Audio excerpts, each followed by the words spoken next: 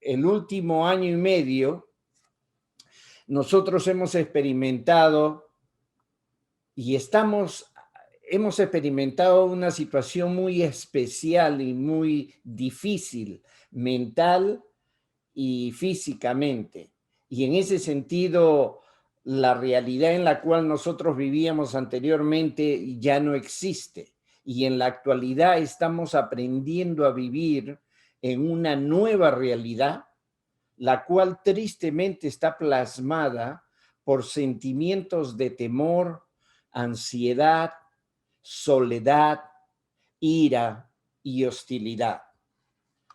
Este tipo de problemas, lógicamente, han permitido de que mindfulness tome mayor importancia como un modelo de intervención no solamente psicológica, sino de curación física, ya que utilizamos la meditación y la respiración.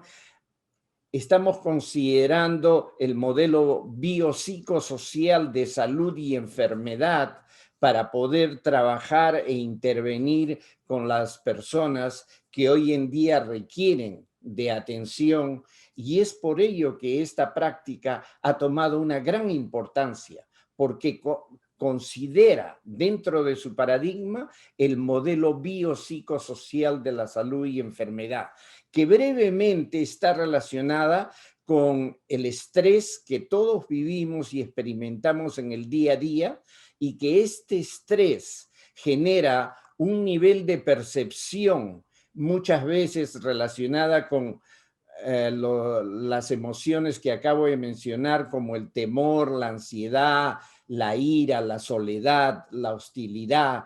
Y esta percepción tiene un efecto directo en el sistema endocrino y en el sistema o en el eje hipotalámico pituitario adrenal, el cual a su vez genera un efecto negativo en el sistema inmune y termina obviamente enfermándonos. Este es esencialmente el modelo biopsicosocial en el cual se basa la práctica de mindfulness. Ahora bien, si nosotros analizamos las publicaciones sobre mindfulness de la última década nada más, podemos encontrar 6,600 publicaciones. Y en este gráfico pueden ver ustedes que cada año viene de menor a mayor, y en la última década, lógicamente, comienzan a elevarse el número de publicaciones debido a la importancia que hoy en día mindfulness tiene en el mundo entero, en Europa, en Estados Unidos, en Australia, y recién en Latinoamérica está tomándose en consideración, y lógicamente este gran desarrollo va a impactar en alguna medida, de tal manera que esperamos que en la década que iniciamos este año, Latinoamérica pueda elevar el nivel de estudios de investigación en esta área. Lógicamente, hasta la fecha, como les vuelvo a repetir, hay 6,600 publicaciones solamente en los 10 últimos años. Y la predicción para la década que iniciamos este año indica que aproximadamente vamos a tener unas 12,000 publicaciones en la década siguiente, que son un promedio de 1,000 publicaciones al año, lo cual ya se ha dado en el año, como ven ustedes en el gráfico, en el año 2020, y en el año 2019 estamos pasando las 1,000 publicaciones anuales. Esta información es oficial y proviene de la American Mindfulness Research Association, la cual anualmente publica y presenta este tipo de estadísticas, lo cual es fidedigno en base a los artículos publicados básicamente en el idioma inglés. Pero yo les presento esta figura simplemente como una manera ilustrativa de que puedan entender el desarrollo de mindfulness, no solamente en la última década, sino en la que iniciamos este año. Ahora bien, entendiendo esta importancia y este desarrollo, la gran pregunta es, ¿y a qué se debe que mindfulness haya tomado una gran importancia? Y son 3 puntos esenciales, 3 puntos vitales que han servido de catálisis para que mindfulness esté en la posición que hoy en día está. Una es que el avance de la tecnología, como por ejemplo los electrodos y el MRI funcional, o sea, las imágenes funcionales hayan permitido hacer estudios de investigación relacionadas con el área de neurociencias. Este avance en la tecnología ha facilitado que mindfulness realmente sea un paradigma y un modelo a ser investigado y estudiado directamente con la actividad cerebral. Y ese es el primer punto, el avance de la tecnología que tenemos. Un segundo punto fundamental en el desarrollo de mindfulness es el concepto de neuroplasticidad. La neuroplasticidad se define específicamente como la habilidad del cerebro humano para reorganizarse estructuralmente en respuesta al entrenamiento externo, en este caso al entrenamiento de mindfulness. Hasta hace unos años se pensaba que el ser humano, conforme avanzaba en edad, iba quemando neuronas y perdiendo la habilidad de la estructura cerebral hasta que llegue un momento en que realmente entrábamos en un estado de senilidad y no podríamos o no podíamos desarrollar nuestras capacidades intelectuales. El concepto de neuroplasticidad ha cambiado totalmente esa definición falsa que existía de que nosotros quemamos neuronas y las neuronas no se pueden reorganizar. Hoy en día sabemos que bajo condiciones de entrenamiento externo, en este caso la aplicación y la práctica de mindfulness, nosotros tenemos la posibilidad de reorganizar estructuralmente el cerebro en respuesta a este entrenamiento. Algo que voy a entrar en un detalle mayor en el inicio del curso que vamos a iniciar el lunes siguiente. Por lo tanto, este punto de neuroplasticidad ha sido también un punto cardinal, básico realmente para el desarrollo de mindfulness. Y un tercer punto es el concepto de la epigenética, en la cual la epigenética considera hoy en día que los genes no representan el destino del ser humano.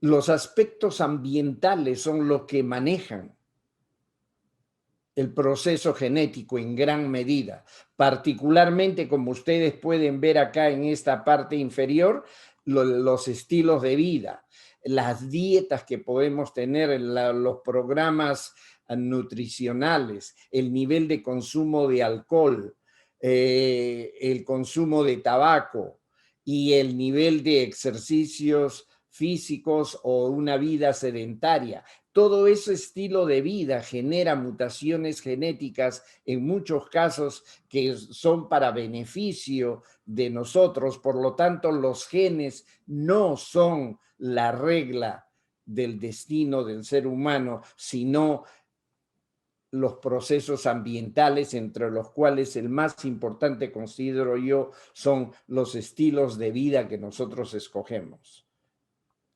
En este sentido, debo mencionar que Craig Venter, quien es un biólogo genético y uno de los que ha trabajado largamente en el desarrollo del genoma humano, indicó en su conferencia sobre el liderazgo para el siglo XXI en el mes de marzo del 2008, de que los genes tienen un impacto mínimo en la salud del individuo.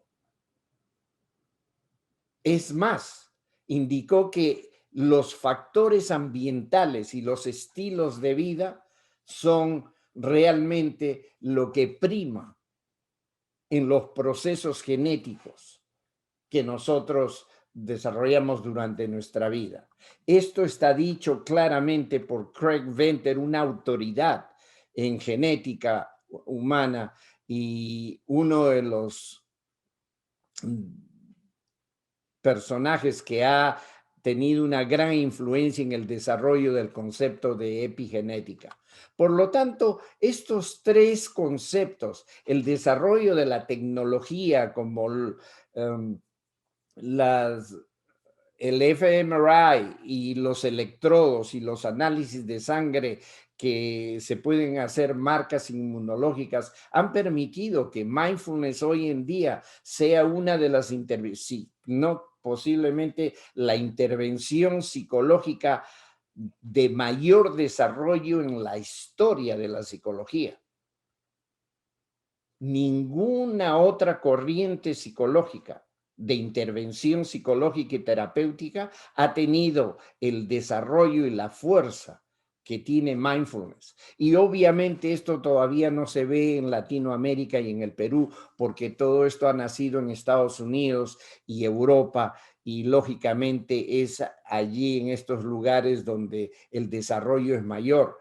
Pero tengo fe y creo de que en Latinoamérica se está absorbiendo la experiencia de mindfulness, y en mi experiencia personal conozco muchas personas que vienen trabajando en esta área, tanto en Perú como en México y en Colombia y en Chile, y el desarrollo está llegando, pero lógicamente hay que tener paciencia y va a tomar tiempo.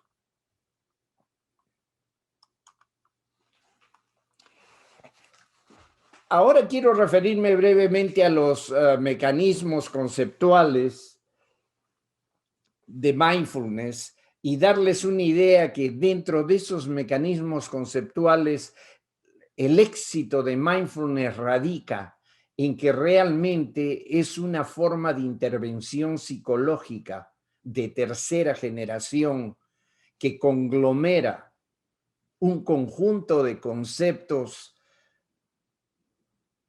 de otras corrientes psicoterapéuticas, incluyendo el psicoanálisis, las terapias de conductuales cognitivas, y el análisis existencial. Y esto quiero explicarlo como, por ejemplo, en la primera fase, como un mecanismo conceptual. Mindfulness, en su primera fase, trabaja con lo que es awareness, es decir, tomar conciencia, focalizar la atención, a crear un anclaje en la respiración y el momento presente.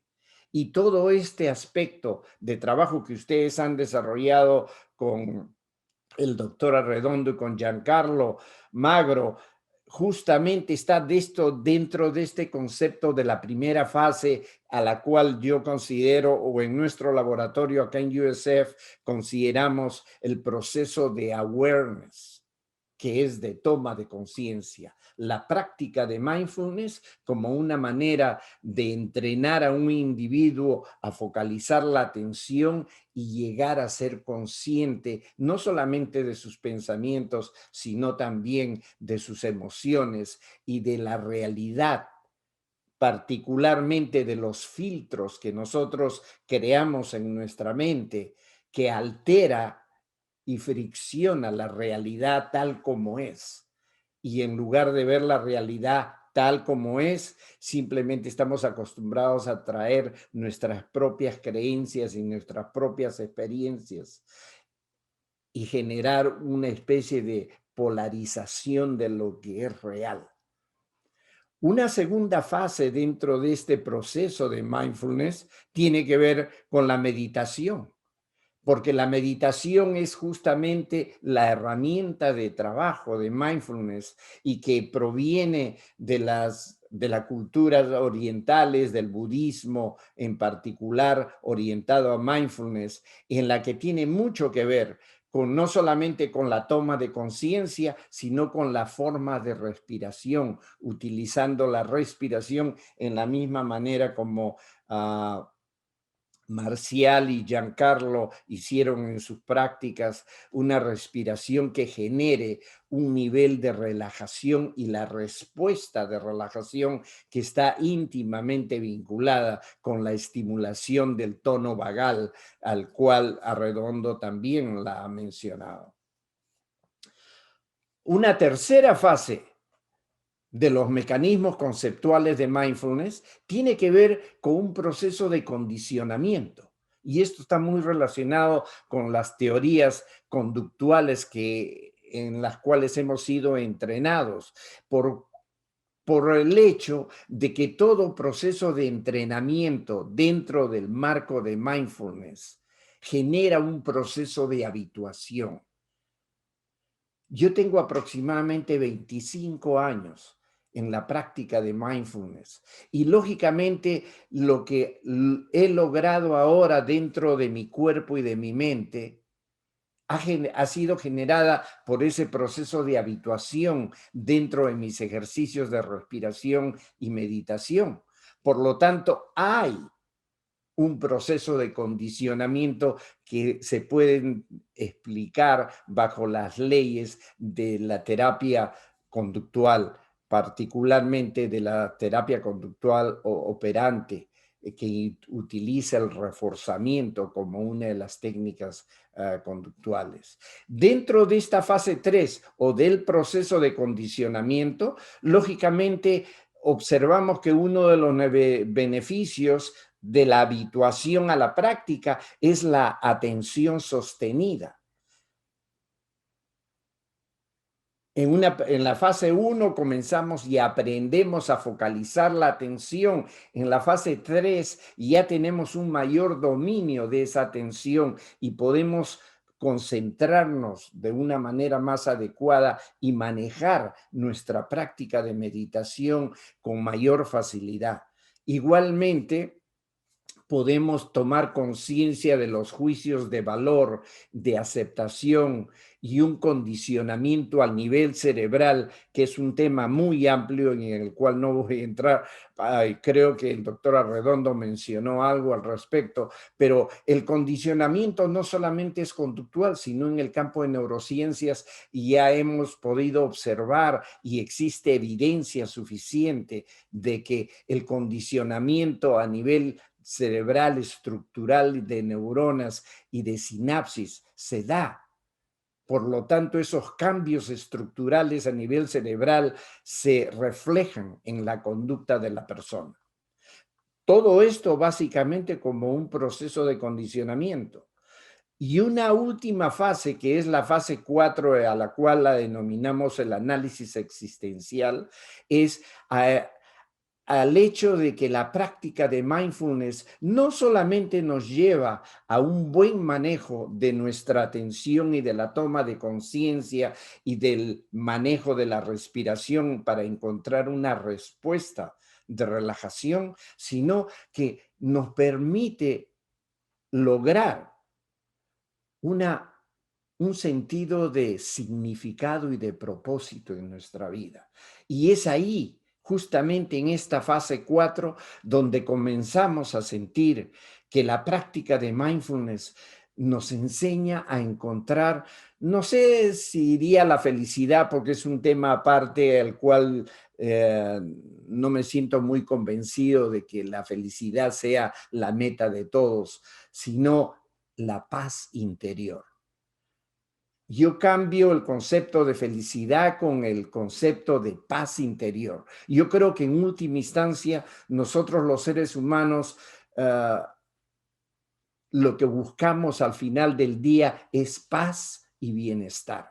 Y lógicamente si eso se traduce en felicidad, sin lugar a dudas, la felicidad está ahí. Pero para mí la felicidad es como un termómetro que sube y baja. Nadie puede ser feliz 24 horas al día, 7 días a la semana. Pero uno sí puede encontrar un nivel de paz interior y bienestar 24 horas al día y 7 días a la semana. Y cuando experimentamos el estrés diario, simplemente la práctica de mindfulness nos enseña de que podemos manejar y afrontar el estrés, que después de pasar el obstáculo, la calma vuelve y todo viene a su cauce. Esta cuarta fase es esencial y tiene mucho que ver con lo que es el análisis existencial de Eric Fromm y de muchos otros autores que trabajan el área existencial.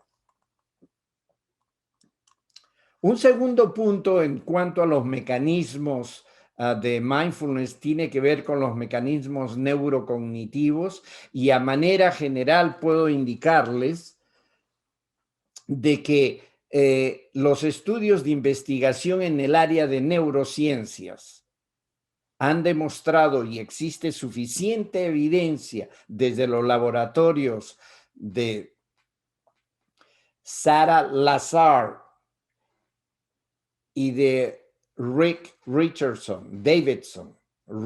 Davidson, de que cuando uno practica mindfulness, hay una activación de ciertos aspectos cerebrales, y esto ha sido comprobado en los estudios del MRI funcional, en el cual podemos decir con certeza que, por ejemplo, el proceso de reappraisal en situaciones de estrés, la evaluación cognitiva, como la decimos en español, está altamente relacionada con la corteza dorsolateral prefrontal. Y que cuando a una persona está en ese proceso de reappraisal, dentro del MRI funcional, esta zona básicamente se activa, que es la zona prefrontal dorsolateral. La autorregulación de la atención dentro de la práctica diaria de meditación está relacionada con la corteza singular anterior. De igual manera, la autorregulación de la emoción, que es una de las metas de la práctica de mindfulness, aprender a autorregular y a manejar nuestras propias emociones, está íntimamente relacionada con la corteza prefrontal posterior. Y por último, la respuesta de relajación, que está asociada con la estimulación del nervio vago, está obviamente asociada con la parte posterior del cerebro, que inicia lógicamente a la altura del cerebelo y baja por el pedúnculo. Básicamente, podemos considerar que estos son mecanismos neurocognitivos que han sido demostrados en la práctica clínica y empíricamente. Ahora quisiera pasar a un punto que es importante para mencionar, de que nosotros en la Universidad del Sur de la Florida tenemos ya aproximadamente 15 años haciendo investigación con pacientes con diagnóstico de cáncer. Y este es nuestro equipo de investigación, el cual está dentro del programa de medicina, enfermería, farmacia y salud pública. Soy el único psicólogo, la doctora Langaker es enfermera, Cherry, que está en farmacia, y Melissa, que está en el área de salud pública. Somos, y lógicamente ahora hay un mayor número de personas dentro del equipo de trabajo en la que tenemos médicos, inmunólogos, estadísticos, y este programa que ya tiene 15 años y hemos tenido 3 grants del National Institute of Health por aproximadamente $7 millones, que es lo que nos han venido dando en estos 15 años. Debo mencionar que el programa que hemos desarrollado para nuestros pacientes con cáncer tiene una duración de 6 semanas con un total de 24 horas de entrenamiento en la práctica de mindfulness. Este programa ha sido desarrollado con fines de investigación en el área de psiconeuroinmunología y está financiado, como lo dije anteriormente, por el Instituto Nacional de Salud de los Estados Unidos.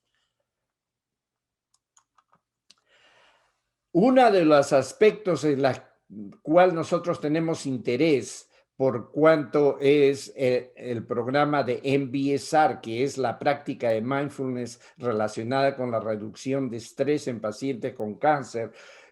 Uno de los elementos que hemos estudiado, una de las variables que nos ha interesado ha sido el reducir los niveles de cortisol, porque está demostrado que en personas que experimentan estrés crónico, lógicamente los niveles de cortisol se elevan. Y lo que hemos podido observar, y todo esto proviene de nuestras publicaciones, el que tenga interés en leer las publicaciones completas, pueden entrar a mi website y ahí tienen todas las publicaciones en la sección publicaciones y son gratuitas para que las puedan descargar sin costo alguno. Pero en esta figura básicamente les puedo indicar que en una de nuestras publicaciones y de una parte de nuestros estudios hemos podido demostrar que nuestras pacientes con cáncer de mama han logrado reducir sus niveles de cortisol en el proceso de 6 semanas que dura el programa de entrenamiento nuestro. De igual manera, el IL-6, que es una citoquina proinflamatoria, que es lo que genera inflamaciones en las personas y que a su vez estas inflamaciones conllevan a una serie de enfermedades.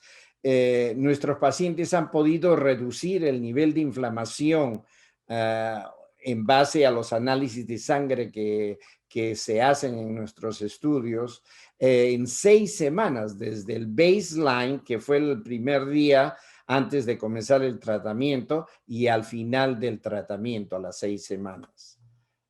Esto básicamente en función a los estudios que hemos hecho sobre cortisol y a los estudios que hemos hecho sobre las citoquinas proinflamatorias. Mayor información al respecto, lógicamente les recomiendo leer los artículos que están gratuitamente a disposición de ustedes en mi website. Otro elemento que hemos logrado estudiar en más de un estudio ha sido la actividad de la telomerasa. La telomerasa es una actividad genética que está dentro de lo que se llama los telómeros, que están dentro de los cromosomas. Los telómeros son las puntitas de los cromosomas que se van desgastando con el paso de los años y con el avance de la edad en la persona.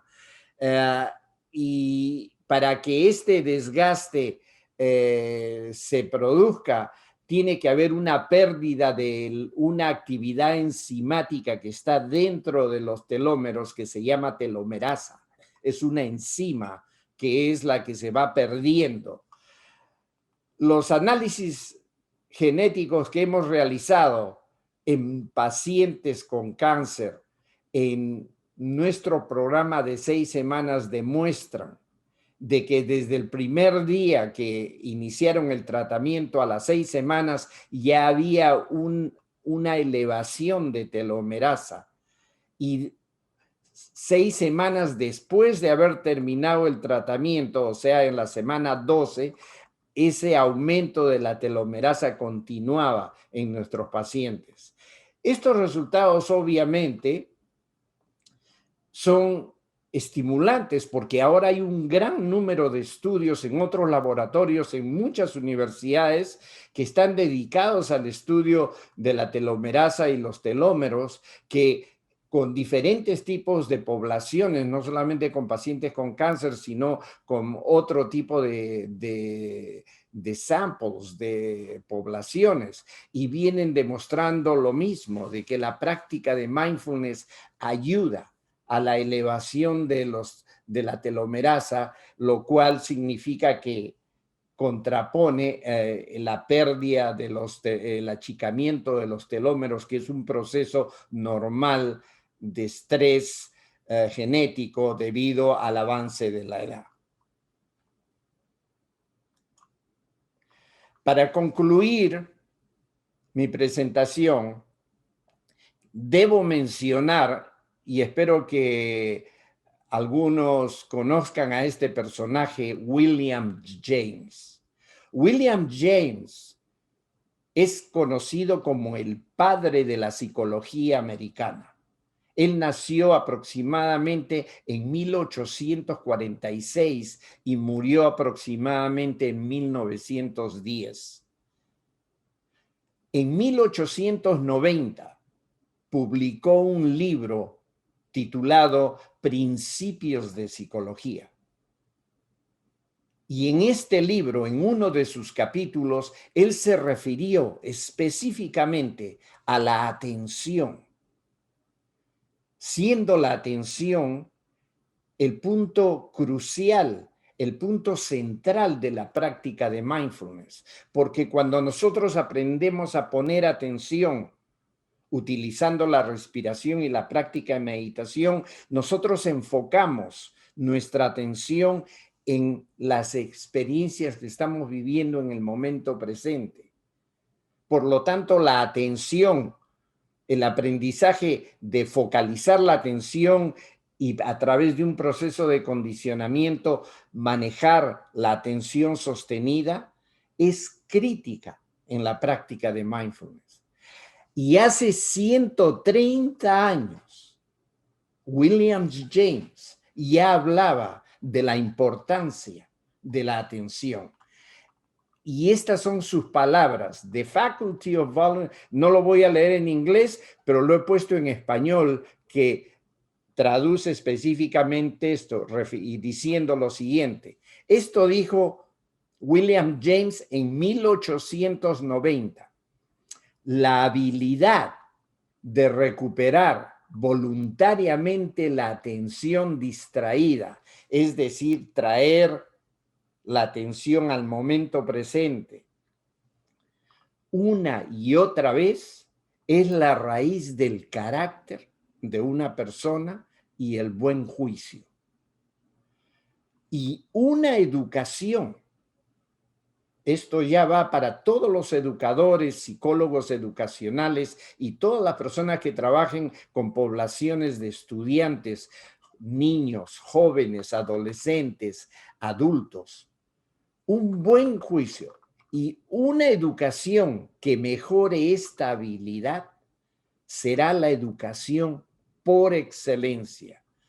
This faculty will be the education par excellence. Para mí este slide es importantísimo porque hace 130 años el padre de la psicología americana ya hablaba de la importancia de vivir nuestras vidas enfocando nuestra atención en el momento presente y tratando de traer la atención constantemente, que es la práctica de mindfulness, para tomar conciencia momento a momento de nuestras vicisitudes, de nuestros pensamientos, de nuestras emociones. Y al final de cuentas, ello es lo que nos lleva a ser mejores personas, personas en condiciones de mejor vida, de mayor paz y bienestar y en última instancia más felices. Eso es todo, muchísimas gracias y estoy llano a responder las preguntas que puedan ustedes tener.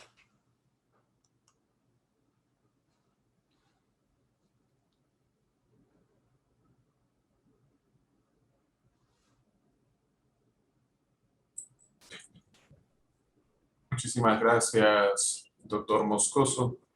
Si hay alguna pregunta, la pueden hacer, por supuesto, a través del chat o, si no, a través también del Facebook. Tenemos un grupo similar que nos está viendo a través de Facebook. Por supuesto que pueden hacer sus preguntas a través de ese medio.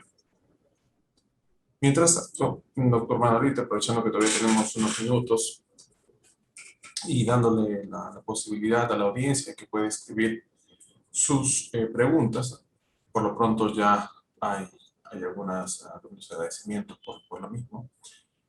Quería preguntarle, usted mencionó los cambios que se da a través que se pueden registrar, perdón, en los niveles de la telomerasa a través de la práctica de mindfulness. Esto inclusive puede estar enlazado a la epigenética. No sé si podría, tal vez, aprovechando que permitiéndole a los asistentes tener un tiempo para preguntar, poder enfatizar aún más el rol de la epigenética y la práctica de mindfulness. Es decir, hasta qué punto realmente nosotros, con nuestro propio estilo de vida y nuestros hábitos, y sobre todo con la habilidad contemplativa, el entrenamiento de la atención, que es lo último que usted ha enfatizado, hasta qué punto nosotros tenemos una dirección aún en nuestros mismos genes. Lo escuchamos, doctor. Realmente los estudios que hemos hecho en nuestro laboratorio sobre los telómeros y la telomerasa y que ahora en mayor número se están llevando a cabo en otros laboratorios, en otras universidades, no tienen mucho que ver con los aspectos de la epigenética, por cuanto estos son estudios más de corte genético, utilizando la práctica de mindfulness como para ver los efectos que la práctica de mindfulness puede tener sobre los cromosomas concretamente, porque los telómeros y la telomerasa son parte de los cromosomas, son los extremos en los cromosomas. La epigenética más bien se refiere a que los factores ambientales tienen una importancia crucial en la mutación de los genes.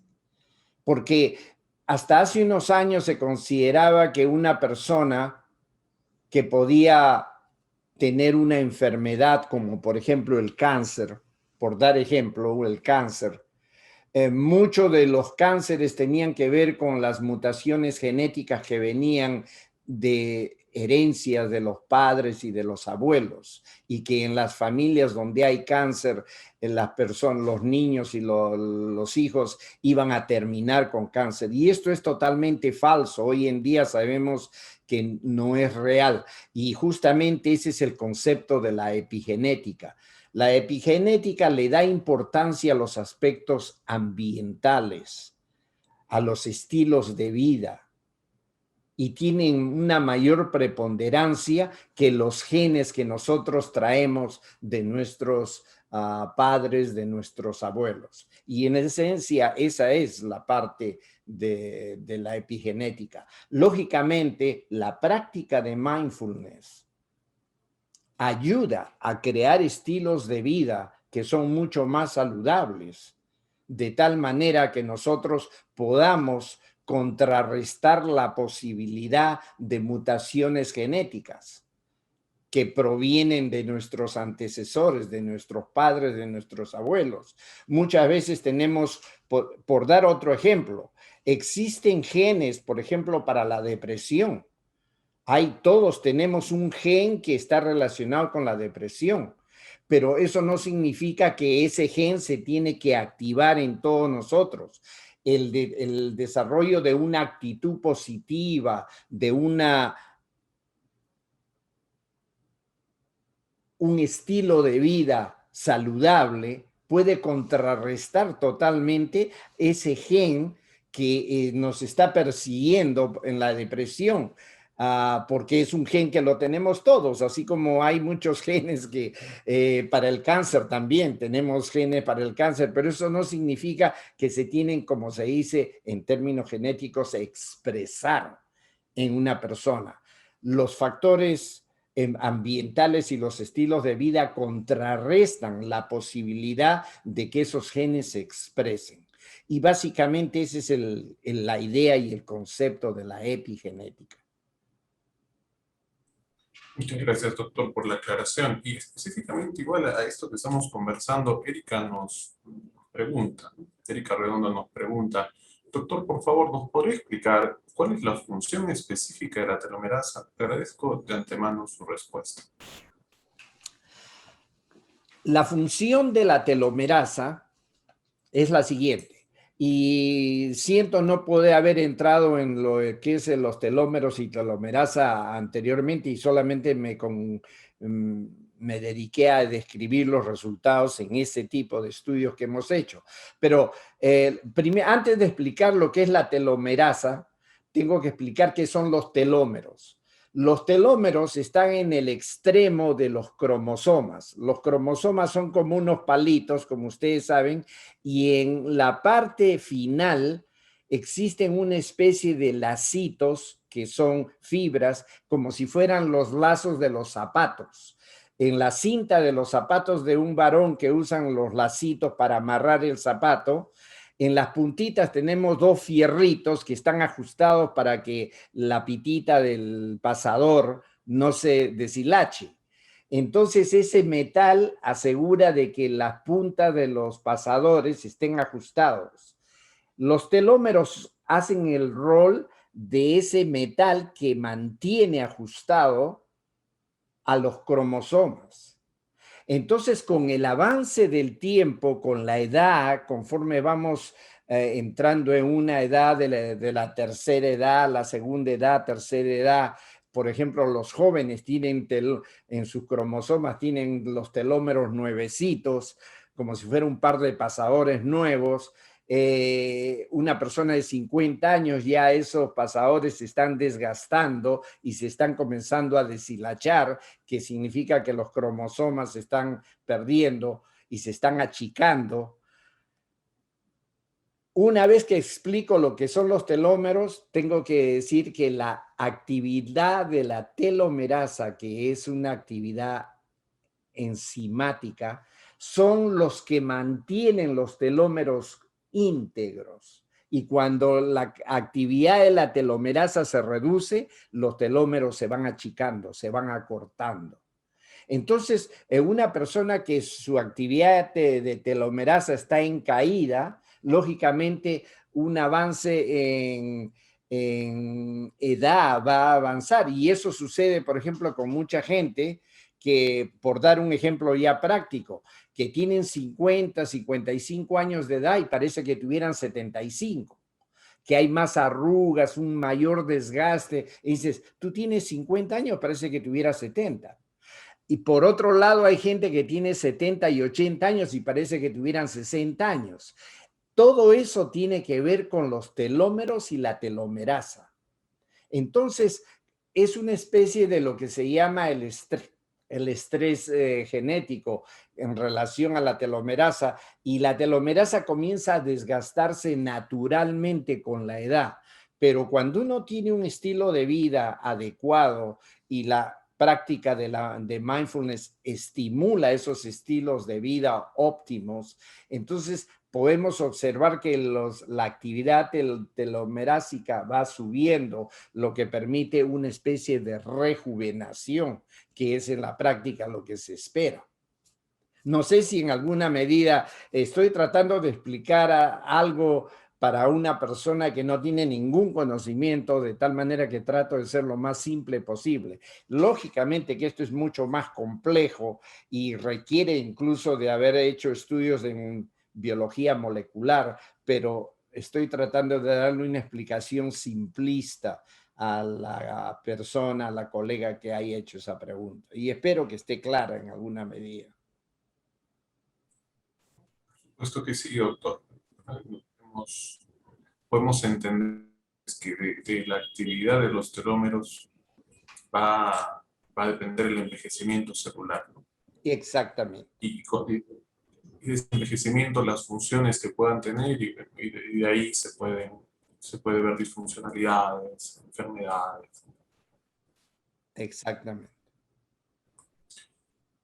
Tenemos aquí una pregunta más, mi doctor. Nos dice, una consulta, ¿cómo ha avanzado mindfulness en casos de depresión? Creo que se refiere a la parte psicoterapéutica en sí de la depresión. ¿Qué nos puede comentar al respecto? Por supuesto.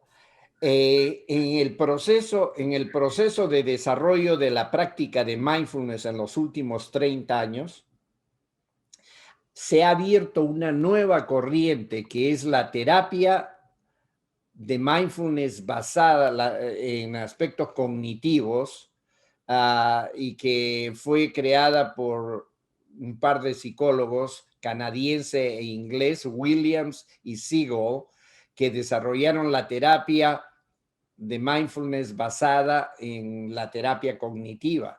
Ellos han hecho estudios dedicados exclusivamente con pacientes deprimidos. Y lo que han podido observar, y han hecho muchas publicaciones, y después de ellos hay muchos otros investigadores que han seguido publicando, utilizando la terapia cognitiva basada en mindfulness, de que los niveles de depresión pueden superarse.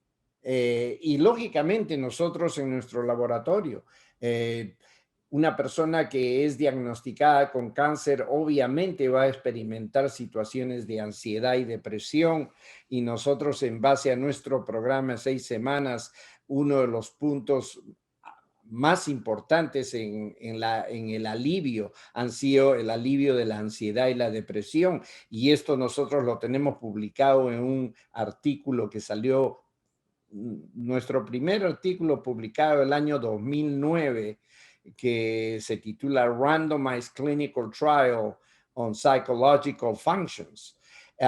Y ahí están todos los resultados sobre ansiedad y depresión.